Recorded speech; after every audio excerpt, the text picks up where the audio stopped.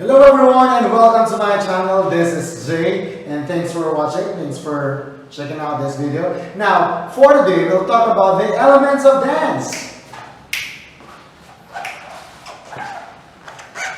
When we talk about the elements of dance, we're talking about the fundamentals of dance, or should we say, what we put together to come up with a dance. The 5 elements of dance are body, space, energy, time, and relationship. Let's take them one by one. The first element of dance is called body, B-O-D-Y. Of course, how can we make a dance without using our body, right? The body will be the one to perform the dance. Now, when we talk of body as an element of dance, we talk of the 3 sub-elements. We have the body part, the body base, and the body shape.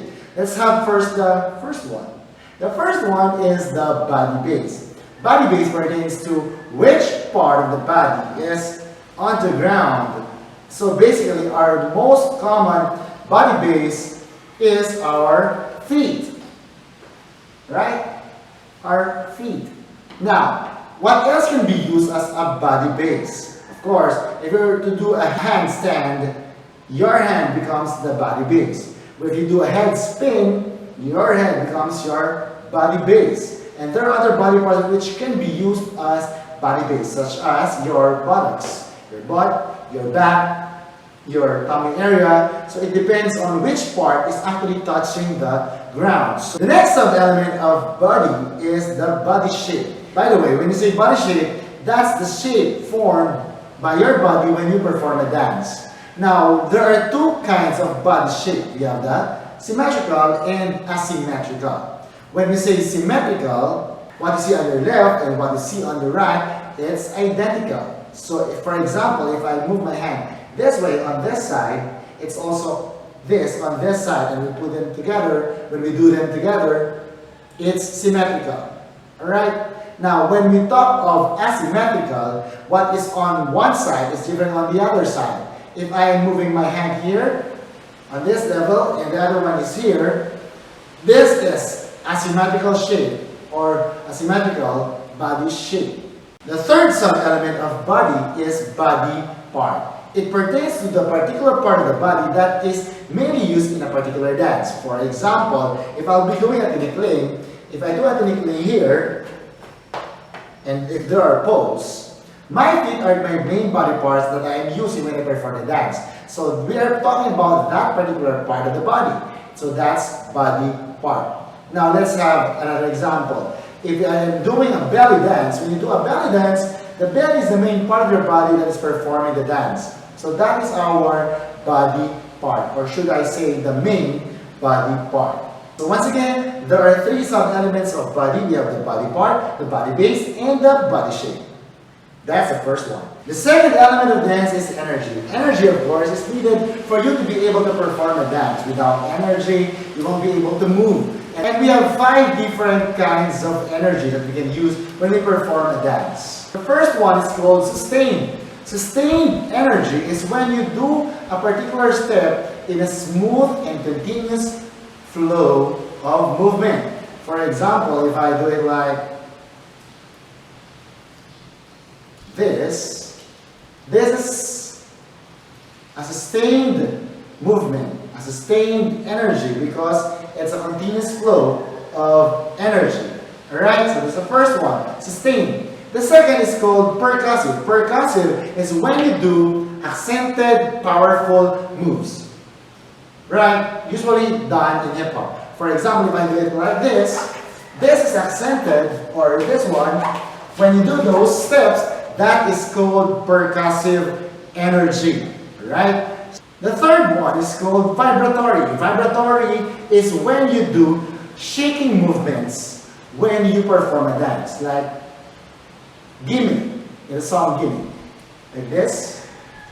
Or when you do the twerking, that is also vibratory energy since you do shaking movements. The fourth one is called swinging. Swinging is when you do a swinging movement, or when your body is trying to form a letter C on air. One example is when I do this. My hands are swinging. Alright? So, that's a swinging energy. And the last, or the fifth, kind of energy is called suspended. Suspended is when you hang on air, when the energy hangs on air. And it's common in this step, like this one.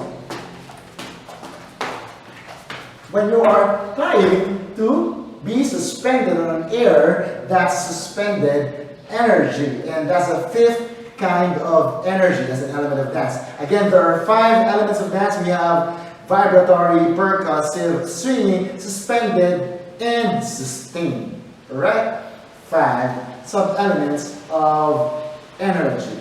Let's now move on to the third element of dance. That is space. Space, of course, is important.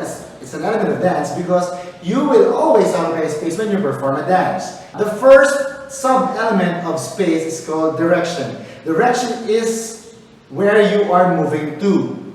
So basically, our direction is commonly forward or backward. When you move forward or backward, you consume or you use a space on the dance floor. That's why it's under space. Others can be sideways or whatever direction you are heading to, as long as it's a direction. The second sub-element of space is called size. Size is how big your action is. For example, if I perform a dance like this, a dance step, and on the other side, this is a small movement. Therefore, a smaller size. But doing the same step with a bigger size, I am already trying to change or make a variation of my action. That one is size under the element of space, because the bigger the action is, the bigger space is used when you perform the dance. That's why, again, the second sub-element is size. The third sub-element of space is called level. Level is the height of the action that you are performing when you do a specific step in a dance. For example, if I am doing it like this is a low level, this is a middle level, and a high level. So doing the same step on 3 different levels, you can already do a variation. Now, again, the 3 possible levels when you perform a dance, under this level sub-element of space, we have the low, middle, and the high. Changing the step, low, middle, high. Or the other side, low, middle, high. Alright, so again, the third sub-element is level. The fourth sub-element of dance is focus.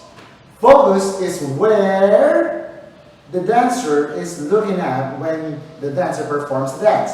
For example, like now, if I'm performing a dance here, or if I'm doing a dance here, my focus is front. I can also focus on the side. When I do a particular dance, my focus is on my sides. Alright? Or on my side. So once again, we have 4 sub-elements of space. We have focus, direction, level, and size. Don't forget, guys, let us now proceed to the 4th element of dance, that is time. Alright? So when you say time, of course, we can talk of 2 sub-elements. The first sub-element of time is called tempo. Tempo is how fast or slow you do the particular action. Alright? So you can do it slow or fast. For example, if I do a step, like, again, the simple rolling of hands, if I do it like this, slow, and then we have fast. So, by changing the speed or the tempo, we are already making a difference or a variation of the dance. And the other one is called duration. Duration is how long you perform a dance. It can be short or a long period of time. So it depends on the music or how much time you have in performing the dance. The 5th and last element of dance is called relationship. Relationship depends on how you deal with the different factors that are affecting your dance. First one, of course, the very basic is the audience. The audience is, of course, who watches your performance. It is very important that you know how to interact with your audience. It depends on the dance. For example, if it's a happy dance, you have to smile, of course, and the audience must see you smiling, alright? But there are some dances where you have to show a poker face. like in some modern dances or hip hop dances, and sometimes even show your anger when you perform a dance. What's important is you have eye contact. It depends on the dance, of course. But another way of showing relationship is when you have a particular props or a different object that you use when you dance. Let's have an example. Pole dancing. When there's a pole with you, when you're a pole dancer, you really have to show your relationship with the pole because you have to really have a strong grip on the pole, and that's how you can show your grace and your poise when you do the dance. It's very important to show your relationship with your props. Another example, your pole. When you do the technique, you really have to show your relationship. When you're the topper, you should really have a good grip of the bamboo poles. For some dances that uses fans or other props, it's really important that you know how to hold it, when to use it, and how to go with the dance while holding a particular object. The third is, of course, when you have your co-dancers with you. You really have to show relationship, specifically if it's a social dance. If it's a partner dance, it's very important to show relationship with the two of you. In some cases, you have to perform with a group. And if you're part of the group, you should be able to show your relationship with your group mates. You should be together as one. The movement should be in accordance with your group mates. And there are three sub-elements of relationship. Relationship to the audience, relationship to the props, and relationship with your co-dancers. Again, those are the sub-elements of relationship. To summarize our topic for today, we have 5 elements of dance. We have body, energy, space, time, and relationship. What we do with the elements? We put the elements together to come up with a dance, to choreograph a dance. So the elements of dance are very important. Without the elements of dance, we won't be able to make a dance. And that's all for this vlog. Don't forget to subscribe to my channel. Thank you for watching. I hope you come back and visit me again. Thank you. I hope you learned something about the elements of dance. This is Jay. Bye-bye and thank you.